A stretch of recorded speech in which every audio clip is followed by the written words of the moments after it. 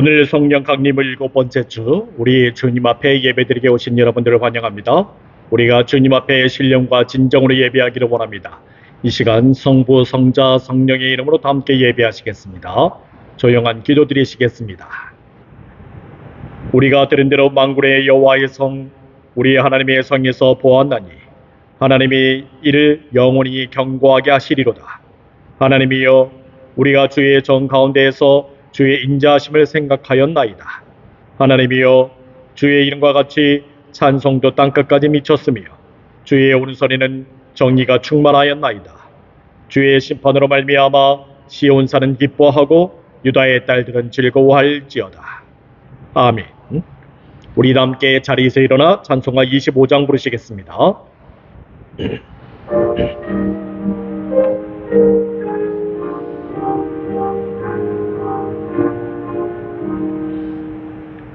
멸류관 벗어서 주 앞에 드리세. 저 천사 기쁜 노래가 온 땅에 퍼지네. 내 원하게 여서 주 찬송하여라. 온 백성 죄를 속하신 만왕의 왕일세. 멸류관 벗어서 주 앞에 드리세. 그 손과 몸의 상처가 영광 중 빛나네. 하늘의 천사도 그 영광 보고서 고난의 신비 알고자 내림모하도다. 멸류관 벗어서 주 앞에 드리세. 온 세상 전쟁 그치고 참 평화 오겠네. 주 보좌 앞에서 온 백성 엎드려 귀한 영원된 영광에 내 찬송합니다.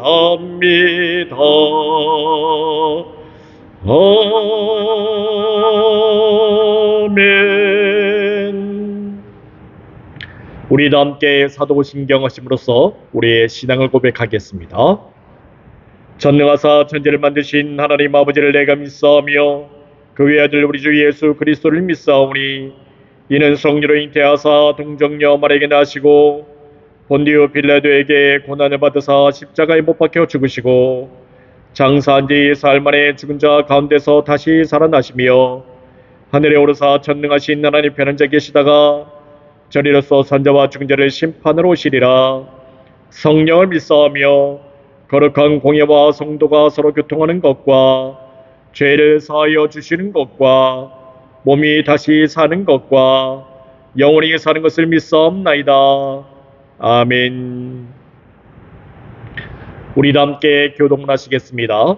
46번 시편 104편으로 같이 교독하시겠습니다. 내 영혼아 여호와를 송축하라. 여호와 나의 하나님이여.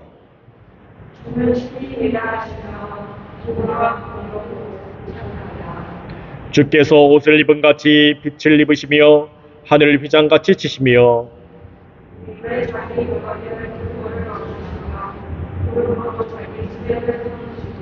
그가 그의 누각에서부터 산에 물을 부어주시니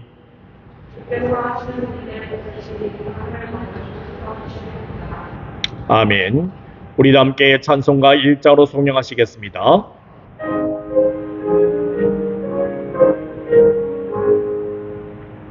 만복의 근원 하나님 온 백성 찬송 드리고 저 천사여 찬송하세.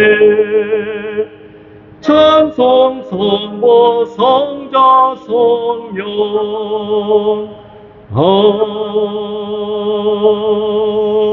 아멘. 자리에 앉아주시기 바랍니다. 우리 다 함께 주님께서 가르쳐주신 기도 드리시겠습니다. 하늘에 계신 우리 아버지여, 이름이 거룩히 여김을 받으시오며 나라의 마옵시며 뜻이 하늘에서 이루어진 것 같이 땅에서도 이루어지이다. 오늘날 우리에게 일용할 양식을 주옵시고 우리가 우리에게 죄진 자를 사하여 준 것 같이 우리 죄를 사하여 주옵시고 우리를 시험에 들게 하지 마옵시고 다만 악에서 구하옵소서. 대개 나라와 권세와 영광이 아버지께 영원히 있사옵나이다. 아멘.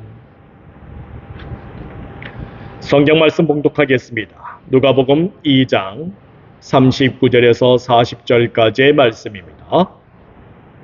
누가복음 2장 39절에서 40절까지의 말씀 제가 받들어 봉독하겠습니다. 주의 율법을 따라 모든 일을 마치고 갈릴리로 돌아가 본 동네 나사렛에 이르니라. 아기가 자라며 강하여지고 지혜가 충만하며 하나님의 은혜가 그의 위에 있더라. 아멘. 오늘 말씀은 지혜가 충만하여 균형 있는 축복이 되기를 이라는 제목을 가지고 주님의 말씀을 증거하겠습니다. 아셀 지파 바누엘의 딸 안나는 그녀가 적법한 위치에서 선지자의 사역을 감당한 것은 아니었습니다. 그러나 그녀는 예루살렘에서 성전 중심의 삶과 성령의 감동에 따라 살았으며 그리고 성령의 지시하심을 이루어 나갔습니다. 그로 인해 그녀는 선지자라 일컬음을 받을 수 있게 되었습니다. 물론 그녀는 당장이라도 예루살렘을 떠날 수 있었습니다. 그녀는 사마리아 사람이기 때문에 예루살렘 사람들에게 적대시되었으며 그들에게 무시를 당했습니다. 심지어 그녀는 거반 60평생을 과부로 지내야만 했기 때문에 굶기를 방먹이해야 했습니다. 그녀의 남편은 그녀와 결혼한 지 7년 만에 죽고 말았기 때문에 그녀는 그렇게 오랜 세월 동안 과부로 지내야만 했던 것입니다. 과부는 추수 때를 제외하고 제때 식사를 하기가 어렵습니다. 어디 가서 똑똑히 돈을 벌기도 어렵습니다. 이렇게 과부는 반복해서 밤 굶기가 일수이듯이 그러한 안나 그 모든 상황에 처해 있었던 것입니다. 그러나 이러한 상황 속에서 안나는 이 모든 것을 신앙으로 바꿨습니다. 반복해서 밥을 굶어야 하는 상황을 주야로 금식하는 것으로 바꿨던 것입니다. 또한 그렇게 주야로 금식하면서 성전에서 기도하며 살았습니다. 그녀는 반복해서 굶어야 하는 상황을 원망하고 불평하면서 짜증을 낼 수 있었지만 그녀는 오히려 이러한 상황을 신앙의 삶으로 바꿔나갔습니다. 기도의 자리로 만들어갔던 것입니다. 그리고 안나는 기도한 후에 감사와 찬송을 통해서 그 기도를 하나님께서 받으셨음을 확신하였습니다. 비록 반복적으로 드리는 기도였지만 그녀는 그와 같은 반복적인 기도도 하나님께서 늘 받으시고 응답하셨음에 대해서 감사와 찬송을 드렸던 것입니다. 그와 더불어 안나는 예루살렘 사람들에게 구원을 선포하였습니다. 물론 그녀의 구원 선포는 단순히 예루살렘 모두를 향한 구원 선포는 아니었습니다. 그녀의 구원 선포는 예루살렘의 속량을 바라는 사람들에게 향해 있었습니다. 비록 이스라엘의 위로를 바라는 사람들에게 그렇게 특히 그 구원을 선포해 나갔던 것입니다. 이 사람들은 어떠했습니까? 마지막 때에 하나님께서 반드시 이스라엘을 회복하고 구원해 주실 것임을 확신하는 자들이었습니다. 여기에서 이처럼 이스라엘의 위로를 바라는 자가 또 한 명이 있지요. 시몬이었습니다.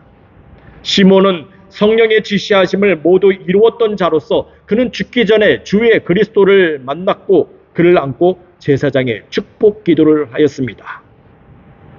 그러나 안나는 오히려 시몬에게 새로운 사명을 부여하고 있습니다. 안나는 시몬과 같은 예루살렘의 속량을 바라는 사람들에게 구원을 선포함으로써 그녀 또한 성령의 지시하심을 이뤄나가고 있었던 것입니다. 물론 안나와 시몬의 성령의 지시하심, 서로 충돌이 일어나고 있습니다. 시몬은 이미 성령의 지시하심을 다 이루었지만 안나는 지금 성령의 지시하심을 이루어가는데 있기 때문에 다시 시몬에게 구원을 선포할 수밖에 없었지요. 이미 이루어진 성령의 지시하심과 충돌이 일어날 수밖에 없었던 것입니다. 그러나 이와 같은 성령의 지시하심, 사실은 충돌이 아닙니다. 이전 것은 지나갔으니 보라 새 것이 되었다 라는 말씀처럼 이전의 성령의 지시하심은 다시 새로운 성령의 지시하심을 따라야만 하는 것입니다. 그 아무리 이전의 성령의 지시하심으로써 사명을 다 이루었다 하더라도 다른 성령의 지시하심이 진행되고 있다면 그 성령의 지시하심을 따르는 것이 당연합니다. 그래서 시몬은 마땅히 안나의 구원 선포를 들어야만 했습니다. 그는 다시 새로운 성령의 지시하심을 따라야만 하는 것입니다. 이렇게 안나가 시몬에게 있어서는 이미 마쳐버린 사역인 예루살렘 구원을 그렇게 지속적으로 선포하는 이유가 있었습니다. 이는 로마에 대한 제2차 유대폭동으로 인해 확인해 볼 수 있지요. 제2차 유대폭동은 주후 132년에서 주후 135년 3년간 일어난 사건이었습니다. 이 시대에 준하여 당시에 문헌, 기록물들이 있습니다. 이 기록물들에는 이스라엘의 구속, 예루살렘의 자유라는 말이 자주 등장합니다. 그와 동시에 구속과 자유의 연대가 표기되어 있습니다. 그들은 앞으로 이 시기에 반드시 이스라엘과 예루살렘의 구속과 자유를 이루어내겠다는 것입니다. 이 말인즉 그들은 이제 날짜를 꽉 못 박아서 반드시 승리를 쟁취해 내겠다는 것입니다. 그들의 승리 쟁취는 사실 전쟁과 연결되어 있습니다. 전쟁을 통해서 구속과 자유를 이루어내겠다는 것입니다. 그런데 이와 같은 시대적 의미는 비단 제2차 유대폭동의 시기에만 나타난 것은 아니었습니다. 예수님 당시에도 있었지요. 그렇게 예루살렘의 회복과 구원, 자유에 대한 투쟁이 있었습니다. 물론 그 이전에도 그와 같은 현실은 지속되고 있었습니다. 그들도 역시 그들이 추구하고자 하는 구원의 시기를 못 박아두고 있었던 것입니다. 이렇듯 어느 한날을 정하여서 구원을 정하는 것, 그것은 투쟁과 전쟁, 폭력을 드러내게 되어 있습니다. 여러분들, 우리 종말론주의자들, 그들이 사실 많이 그러한 행동을 하게 됩니다. 1992년도에 다미선교회라는 종말론주의자들이 있었습니다. 그들은 10월 28일 날 예수님이 재림하신다 라고 날짜를 못 박아두고 있었지요. 그래서 많은 사람들이 재산을 팔아치우고 그 다미선교회라는 곳에 모여들기 시작했습니다. 이 사람들이 거의 막 몸이 실실할 정도로 기도를 하고 있었죠. 여러분들, 이것이 사실 투쟁과 같은 그러한 일입니다. 전쟁과 같은 일이에요.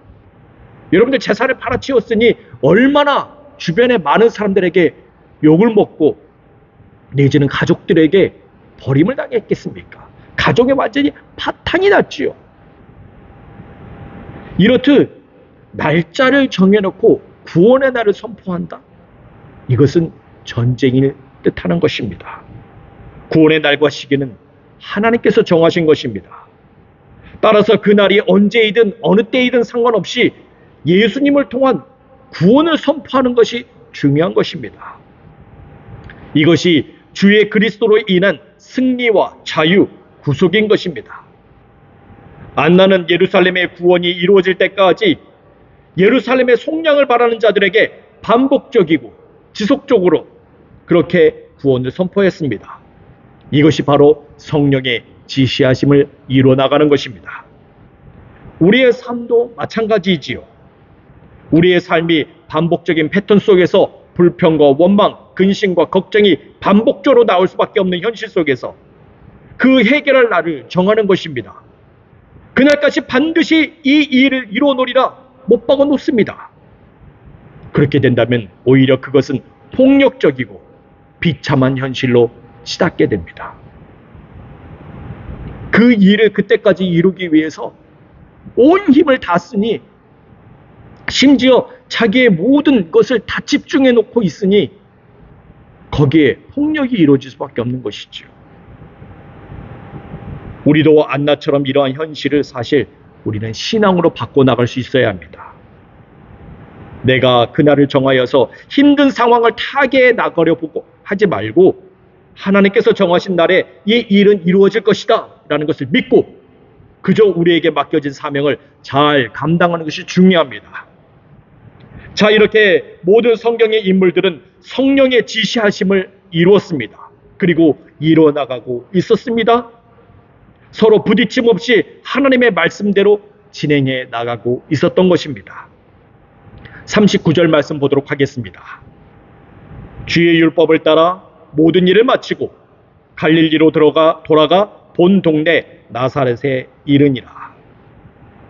시몬과 안나가 주의 그리스도를 만나는 그 모든 일은 성령의 감동과 성령의 지시하심으로 이루어진 것입니다. 특히 시몬은 예루살렘에서 경건의 삶을 이루고 있었습니다. 그에게 있어서 성령의 지시하심은 죽기 전에 주의 그리스도를 만나는 것이었지만 그가 넓기 넓은 성전에서 주의 그리스도를 만난다는 것은 사실 거의 불가능한 일이었습니다. 그러나 그는 성령의 감동으로 인해서 한 채의 오차도 없이 주의 그리스도를 만나게 되었습니다. 성령께서는 시몬이 어디로 가야 할지, 무엇을 해야 할지, 그 일이 언제 이루어지게 될지 분별하도록 하십니다. 그래서 성령의 감동으로 살아간다면 헛걸음질하지 않게 됩니다. 모든 일을 정확하게 이루게 됩니다. 그리고 그 일에 대한 결과가 열매로 맺어지게 되는 것입니다. 그러나 모든 일에 있어서 성령의 감동을 받으며 행하는 일이 얼마나 있겠습니까? 그렇다고 성령의 감동이 없으면 그냥 아무 일도 하지 않은 채 그렇게 가만히 있어야 합니까? 네, 물론 그렇게 항상 성령의 감동을 받아가면서 살아가면 더할 나위 없이 좋을 것입니다. 하지만 항상 그렇지 않다는 것입니다. 그리고 그렇게 성령의 감동이 없다고 해서 아무 일도 하지 않고 그렇게 살아갈 수만은 없는 것이지요. 요셉과 마리아, 아기 예수님은 성령의 감동이 아닌 율법의 관례에 따라서 움직였습니다. 그들은 율법의 관례에 따라서 성전 안으로 들어왔습니다. 그로 인해 성령의 감동이 있는 시몬을 만나게 되었지요. 그로 인해 성령의 지시하신 대로 그들은 마침내 만남을 갖게 되었습니다. 네, 그렇습니다. 성령의 감동이 없다면 늘 항상 하던 대로 말씀을 지켜나감으로써 성령의 감동과 동등한 일이 발생하게 됩니다. 성령의 감동과 율법의 관례가 서로 만남을 가짐으로써 성령의 지시하심을 이뤄나가게 되는 것입니다. 그리고 요셉과 마리아는 자신들에게 주어진 모든 율례를 다 마치고 이제 본 동네인 나사렛으로 향하게 됩니다. 나사렛에서 베들레헴으로 향하는 그 길, 그것은 로마 황제 가이사 아구스토의 칙령과 수리아 총독 구레뇨의 명령에 따라서 호적하러 가는 길이었습니다. 하지만 이제 나사렛으로 돌아가는 길, 그것은 하나님의 명령에 따라서 율법을 온전히 준행하는 일이었던 것입니다. 사실 요셉과 마리아가 베들레헴까지 가는 길은 정말 큰 고난의 여정이었죠. 요셉은 아직 합방도 하지 아니한 마리아가 임신을 했다는 사실에 너무나도 당황스러웠습니다. 그러나 요셉은 임신한 마리아를 데리고 호적하러 먼 길을 걸어서 베들레헴으로 향하였던 것이지요. 나사렛에서 베들레헴까지 거리가 약 85마일입니다. 해산할 때가 꽉 찬 마리아를 데리고 이 먼 길을 가야만 했습니다. 베들레헴은 부모님도 안 계십니다. 아이를 낳을 때 도와줄 사람도 없습니다. 여기에 설상가상으로 아이를 낳을 곳을 찾아보았지만 이조차 구할 수 없었던 것이지요. 사방 각지에서 호적하러 베들레헴에 찾아왔고 이미 베들레헴의 모든 여관은 만석이 되었습니다. 물론 어렵사리 여관을 구하기는 했지만 그곳은 짐승이 있는 마구간이었습니다. 그리고 아이를 낳는 그 아이를 싼 강복, 그것은 시체를 싸는 그러한 천과 같은 것이었지요. 낳은 아이를 어디에 뉘었습니까? 짐승의 먹이통에 뉘어놨습니다. 이마저도 없으면 그냥 마구간 빈 곳을 찾아서 아기를 뉘어야만 했지요. 하지만 요셉과 마리아 그리고 아기 예수님은 율례를 따라 나아갔습니다. 난지 8일 만에 할례를 행했습니다. 천사가 일러준 대로 아기의 이름을 예수로 하였습니다. 첫 태생으로서 하나님을 받침으로 나실인 서원을 하였습니다. 이처럼 요셉과 마리아는 너무나도 절망적인 상태로 베들레헴에 향해 갔었지만 그들이 돌아오는 여정은 오히려 그 반대가 되었습니다. 오히려 말씀에 순종하는 자가 되었지요. 모든 말씀을 온전히 이루어 다시 본가로 향하는 길이었습니다. 여러분들, 이것을 금의 환향이라고 얘기해야 되나요? 네, 그렇습니다. 우리의 금의 환향, 그것은 세상에서의 성공이 아닙니다. 말씀에 순종하는 것이 되는 것입니다. 하나님의 말씀을 온전히 이루어 가는 자가 되고 그래서 나아가는 것, 그것이 바로 우리의 금의 환향입니다. 물론 그 금의 환향이 성공해서 꼭 자신의 고향으로 돌아가는 것만 의미하는 것은 아닙니다.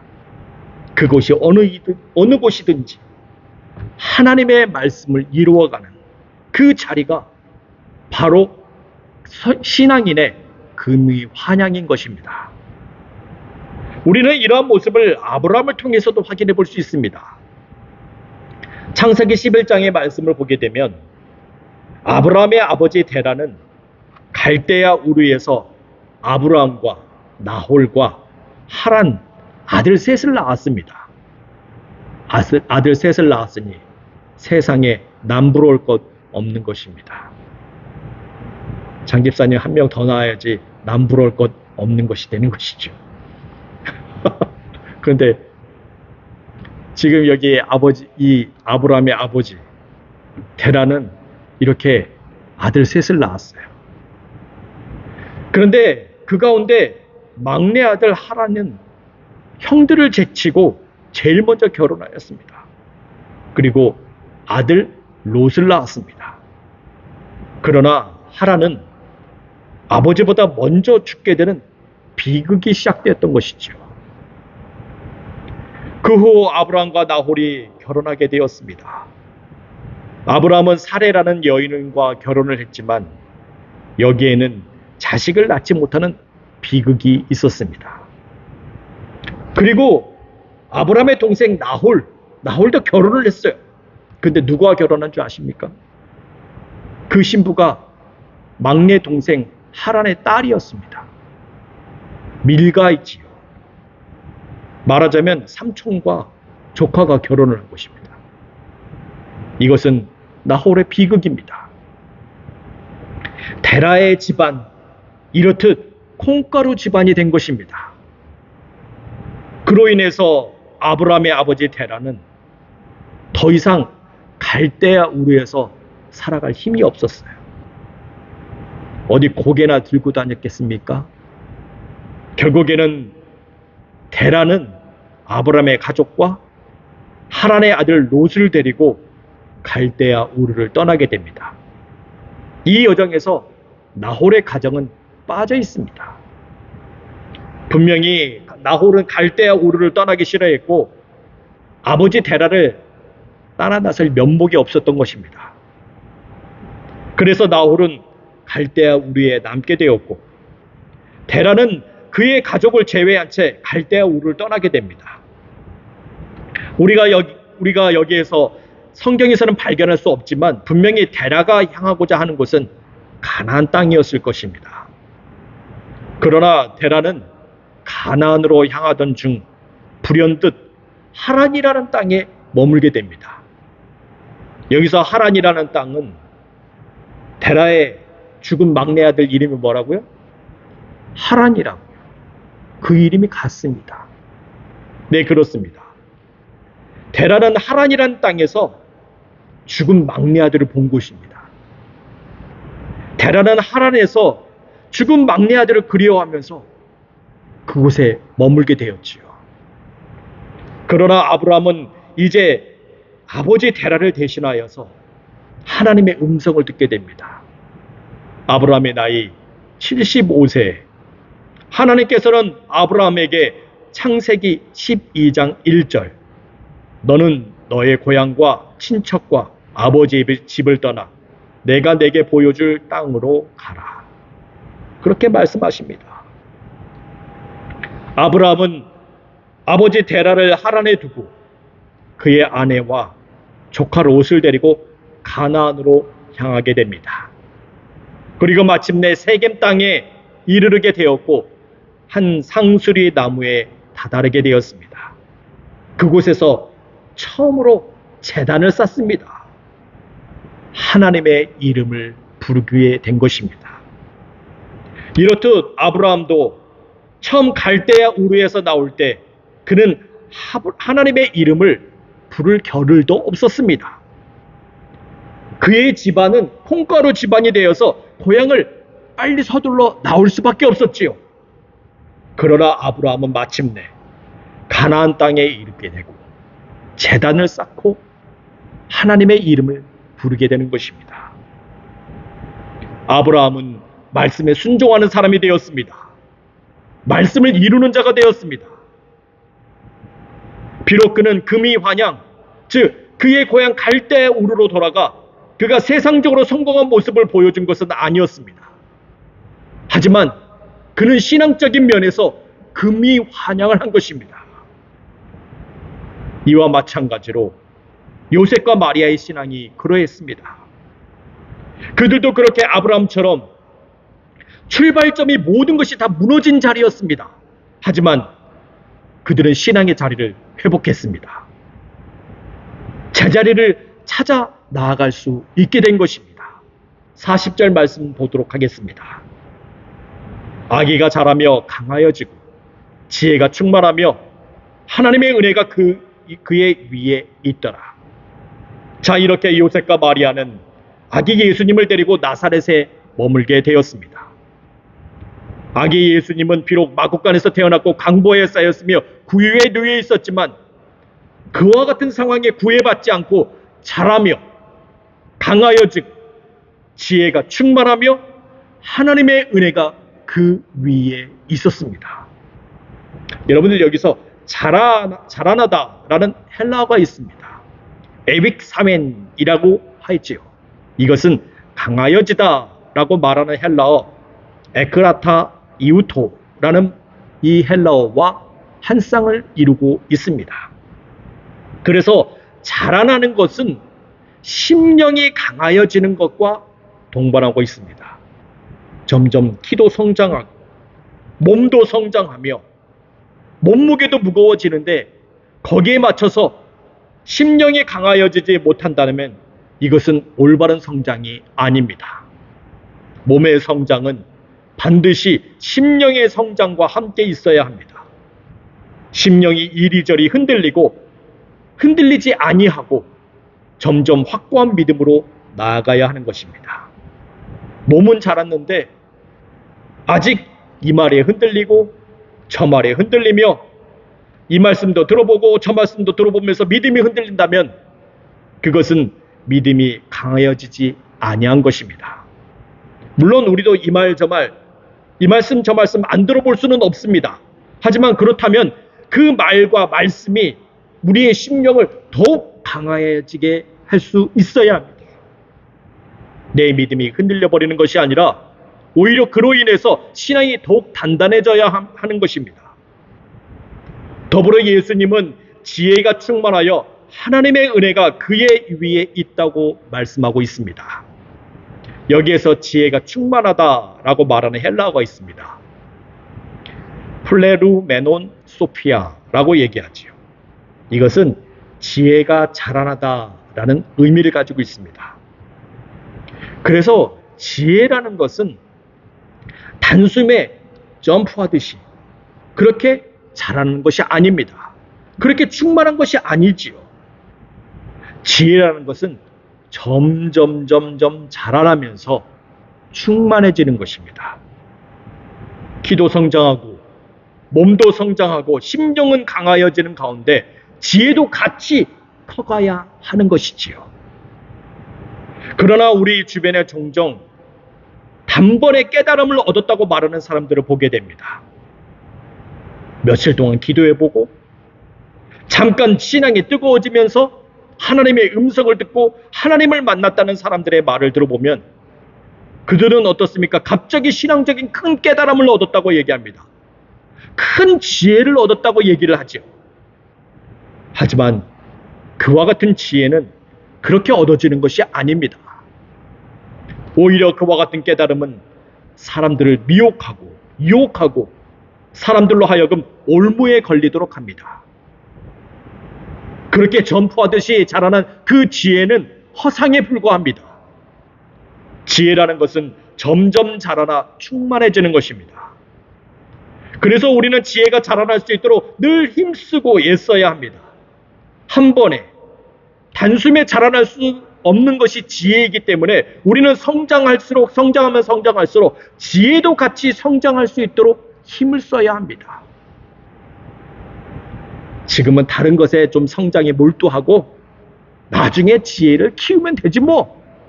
그렇게 생각하고 지혜가 자라나는데 등한시하게 된다면 우리가 성장시켜 온 것을 제대로 다룰 수 없습니다. 그래서 우리도 그러다가 망한 사람들 좀 종종 보지 않습니까? 로또가 당첨됐어요. 단번에 인생이 역전되었습니다.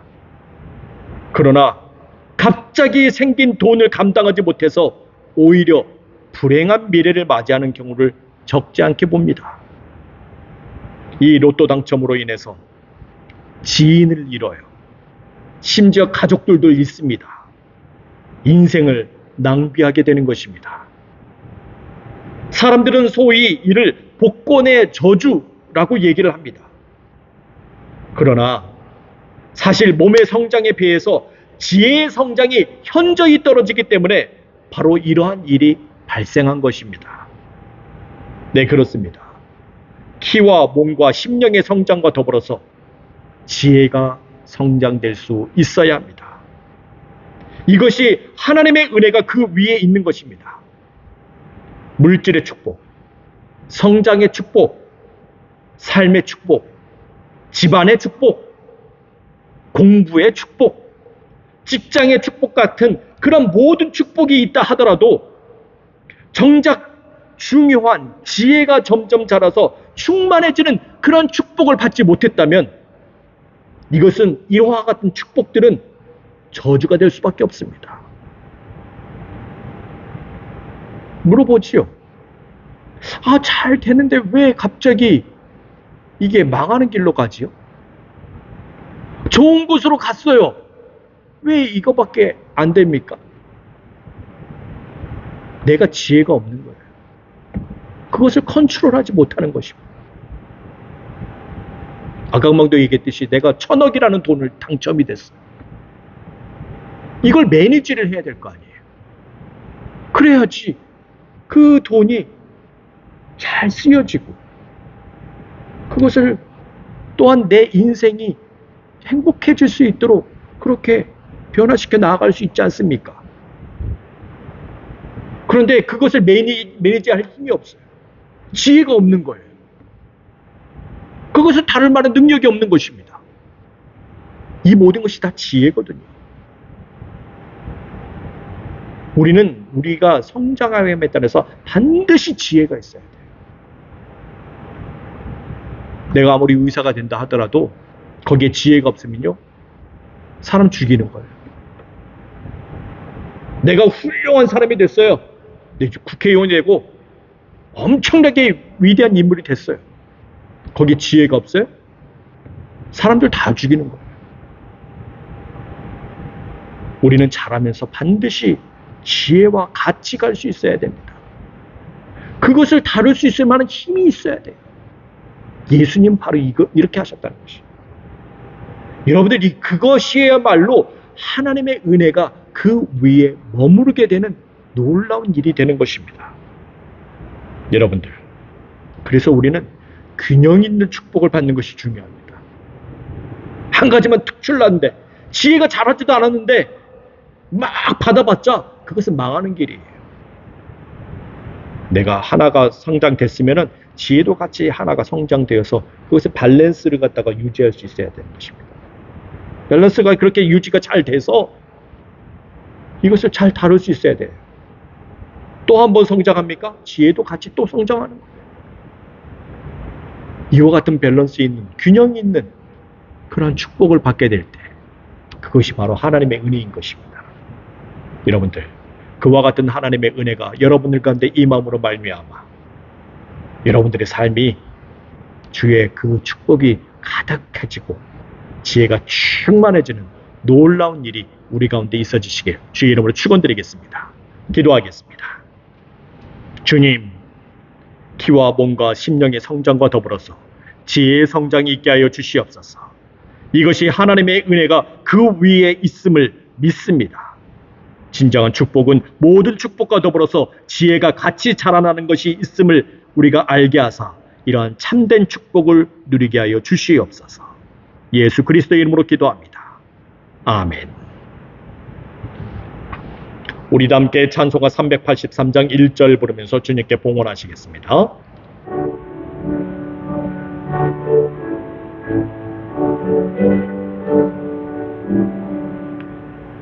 눈을 들어 산에 보리 도흠 어디서 오나 전지지은 주 하나님 나를 도와주시네.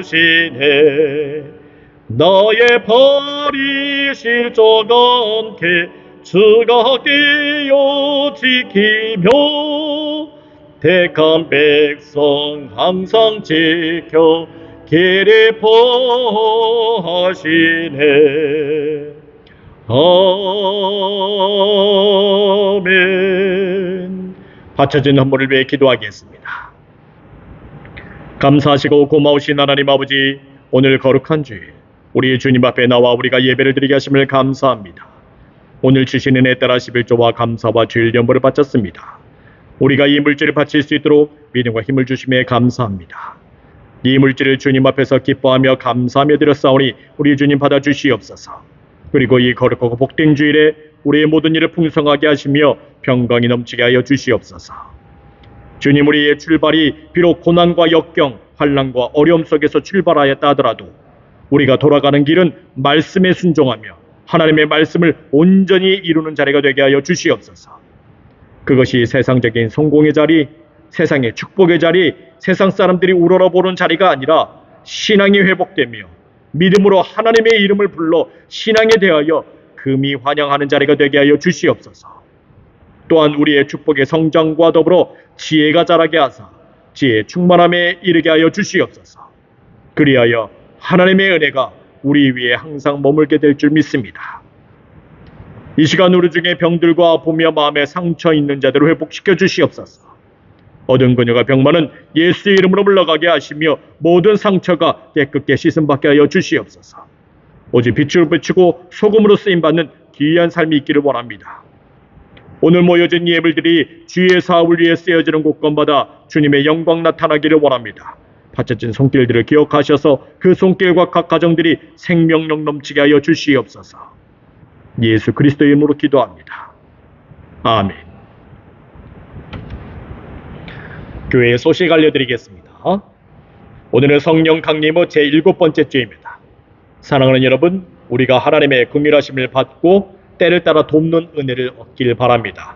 그 은혜를 얻기 위해 은혜의 보좌 앞에 담대히 나아가시는 여러분들이 되시기를 소망합니다.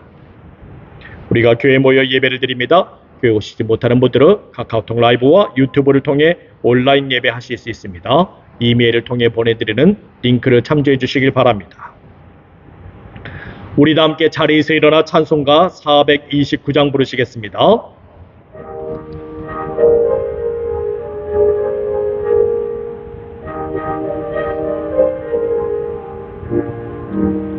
세상 모든 풍파 너를 흔들어 약한 마음 낙심하게 될 때에 내려주신 주의 복을 세워라.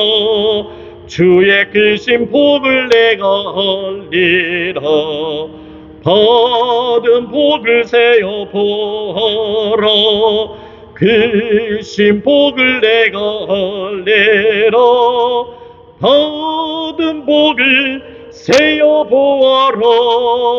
주의 크신 복을 내가 알리라.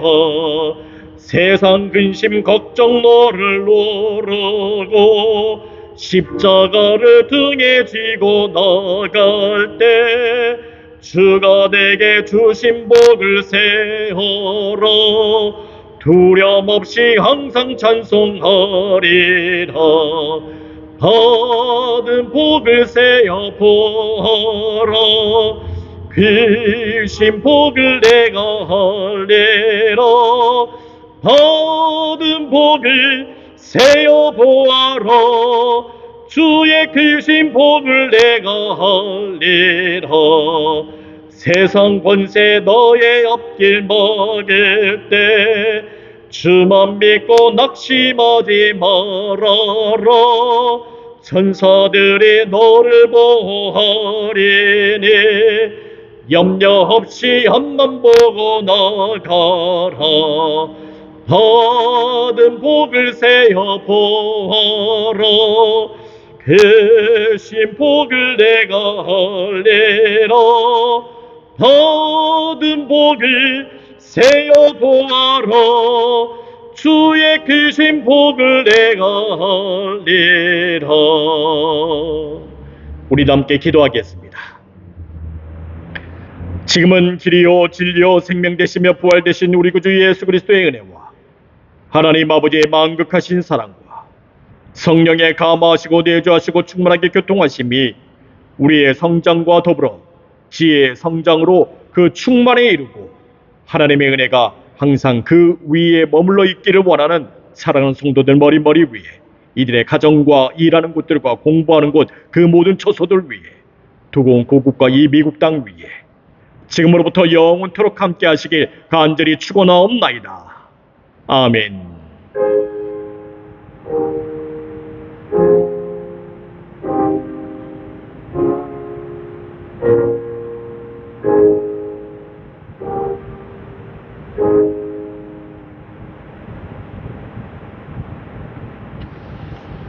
감사합니다. 예배 마쳤습니다.